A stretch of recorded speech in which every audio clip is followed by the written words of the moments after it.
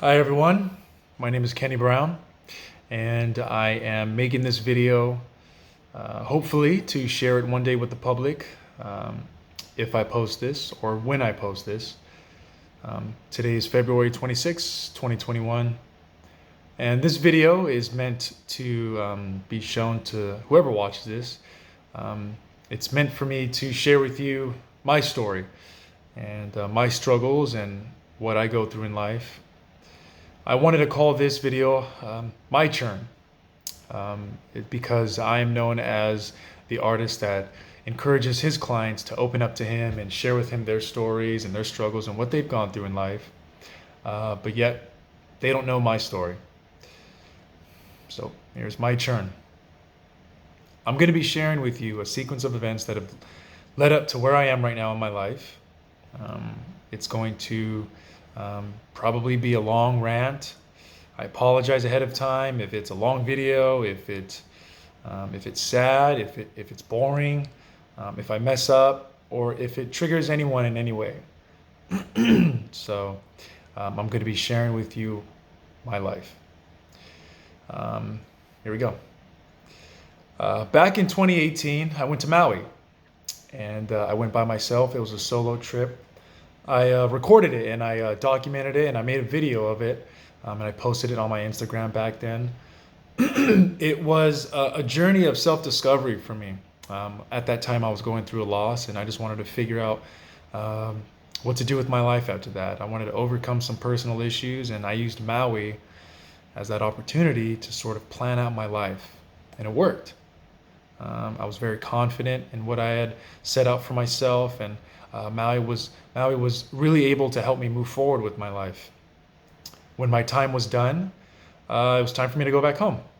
And so I went on the airplane, and it was about a 5.5 hour flight.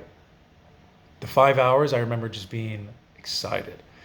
I was ready to start my new life, and I was ready to just move forward. I was drawing, watching movies, just ready. I couldn't wait to land. 30 minutes, at the 30-minute mark, the pilot comes on the intercom and he makes an announcement saying, "We're going to be landing in 30 minutes. Prepare to land. Welcome to California." And I was excited. I was ready to start this new life of mine. As soon as he got off the intercom, the very next second, I was scared. And I was terrified, and I was overwhelmed with fear. I wasn't in any danger in front of me or around me. I was afraid of what was going on in my head. And I had no answer to what I was going through. I didn't want to land. I didn't want to go home because I felt that my life was ruined, because the thoughts that are going through my head right now are scary. And I can't figure out why I'm having them. So I land and I'm taken home, and I couldn't eat that night. I couldn't sleep. I was just scared. I tried to resume to some sort of normalcy over the next couple days, couple weeks, by going back to work, and I was stressed. I couldn't concentrate. I tried to talk about it with a couple of friends of mine, and they reassured me the best that they could, and they helped me out as much as they could, but it wasn't helping. I was afraid of my thoughts. I was scared to death. I had thought that I committed a crime that I couldn't remember. And I was so afraid of them that I almost turned myself into the police. I was going to surrender myself, go to the nearest police station and just say, "Here I am, lock me up. I committed a crime. I just can't remember if I did or not." Something was wrong. That was when I hit rock bottom, and I sought out a counselor, and I shared with them my thoughts and my feelings, but I was scared to even do that because I was afraid that they would hear me and they would respond by calling the authorities and saying, "Yep, take him away. He committed the crime. He confessed to it. Take him away." And there you go. My worst nightmare just came true. Instead, he said that I suffer from obsessive compulsive disorder, OCD. But I was confused because I don't have any traditional symptoms of OCD. I don't wash my hands excessively. I don't have to check the front door and make sure to turn the lock 20 times to make sure it's working correctly. I don't have to wake up in the middle of the night to check the stove, make sure it's off so that I'm safe. I had none of those. And you would think, me being a tattoo artist, at least the hand washing would be a giveaway since I work with bodily fluids, but no, not even that. When he told me that, I looked more into OCD and I found out that there's a lot of subtypes of OCD. I suffer from what's called pure O OCD. Pure O OCD. It means that I have severe intrusive thoughts and I have mental compulsions. I don't have physical compulsions. Mental compulsions consist of me constantly asking for reassurance. So if a scary thought comes to my mind, I'm always asking my friend, hey, I'm not a monster, am I? I didn't commit this crime, right? I'm checking my feelings a lot. If ever a scary thought pops up, I'm checking my feelings. Does it feel right to me? Do I feel like I did this? What does this mean? I need to find out an answer right away.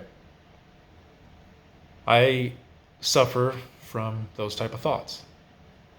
And because pure OCD, as well as OCD in general, have many subtypes, these are some of the thoughts that can go through a sufferer's mind that has pure OCD. And these are the examples. Harm OCD. Harm OCD is when you are afraid that you're going to hurt others or yourself. You're afraid that you may be a serial killer. There is pedophilia OCD. That's when a person is afraid to look at a kid because they don't want to believe or feel as if they're attracted to children in any way. Sometimes they're even scared to watch movies or TV shows that have kids in them because they don't want to trigger those thoughts. There's a hit and run OCD.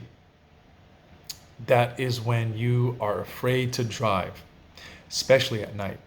You're afraid that you're going to run over someone. You already ran over someone and killed them, but you can't find the body, and you don't know what you committed or what you've done. There's a contamination OCD. It's a common one. You're afraid of germs, but yet you're afraid that you are sick all of a sudden, or you'll become suddenly ill and you'll pass away because of that.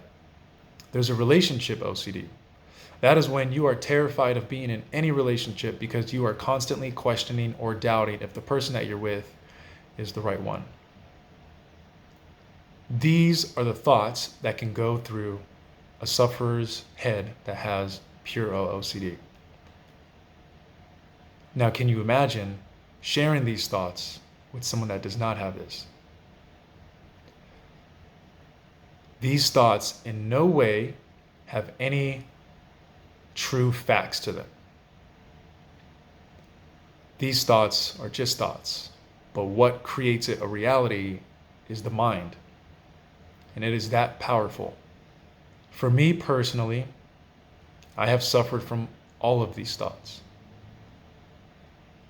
and it's taken me a long time to accept that they're not real. It's just my mind trying to protect me.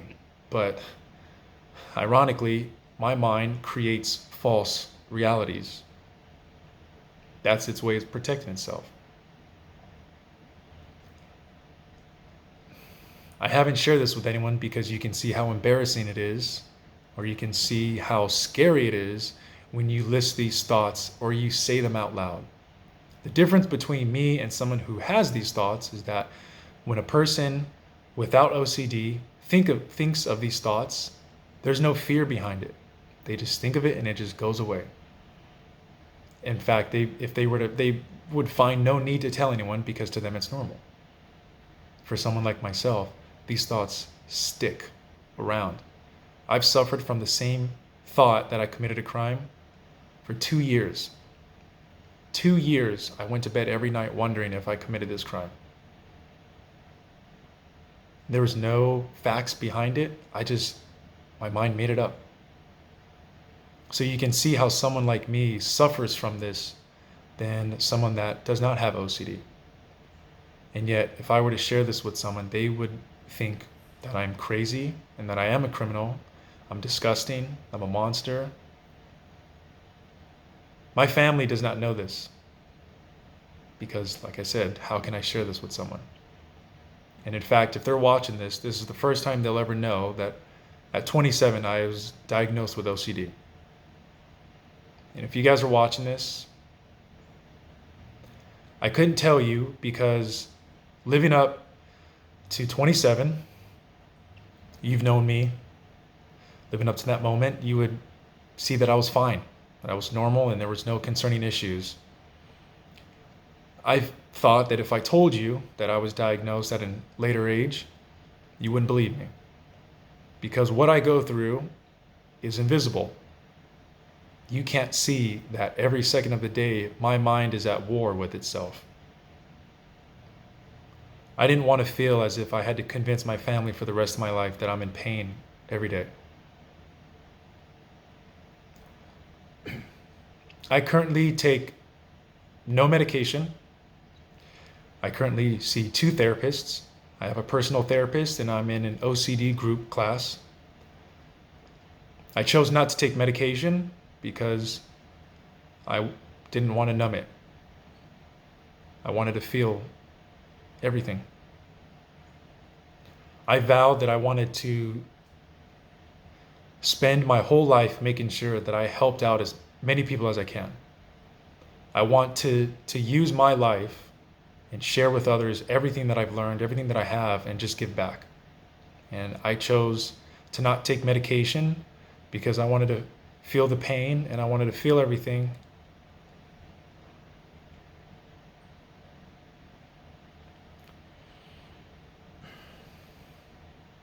So I could help out others as well as myself.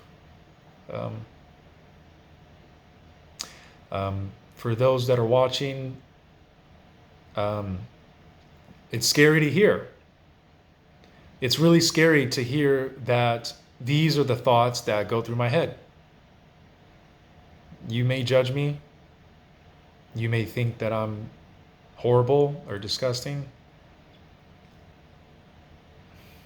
Trust me, I've had these thoughts for years.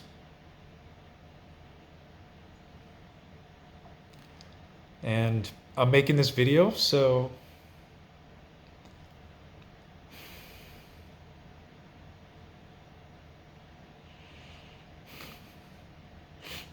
that way I can learn to accept myself and not feel as if I'm an annoying burden to anyone.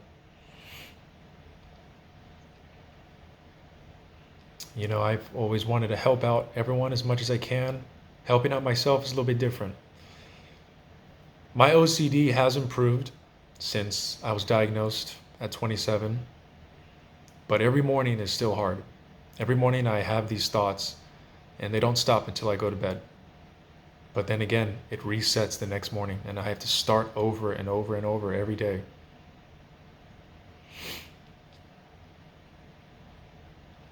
If you feel that you suffer from these thoughts and any of this sounds familiar to you, I would encourage you to seek out a counselor. It's hard doing this alone. As you can hear, my apartment is dead silent. And in moments like this, that is when my thoughts are the loudest. There's no cure for OCD. There's barely any relief. I have to live with this every day. It's been hard for me this year so far. You know, I don't want a pity party at all. I'm not doing this for any pity at all. You know, I'm slowly accepting my condition. I wanted to make this video because I want to grow. And it's ironic that although I wanted to help people, although I continue to want to help people, I was keeping this a secret from everyone for years, when in reality this could have helped them. Pure OCD is cruel. It tells you that you've done things that you haven't done before. It tells you that you're a person that you aren't. When I tell people before that I've had OCD, their response was, everyone has OCD. I have it. I clean my room and I like to keep my desk nice and organized a certain way. The difference between an OCD sufferer and those that have habits such as that is that OCD sufferers, they have no control over their mind. They barely have control over their body because their mind is telling them to act out in outward compulsions, but in reality, it actually makes the disease worse by doing that.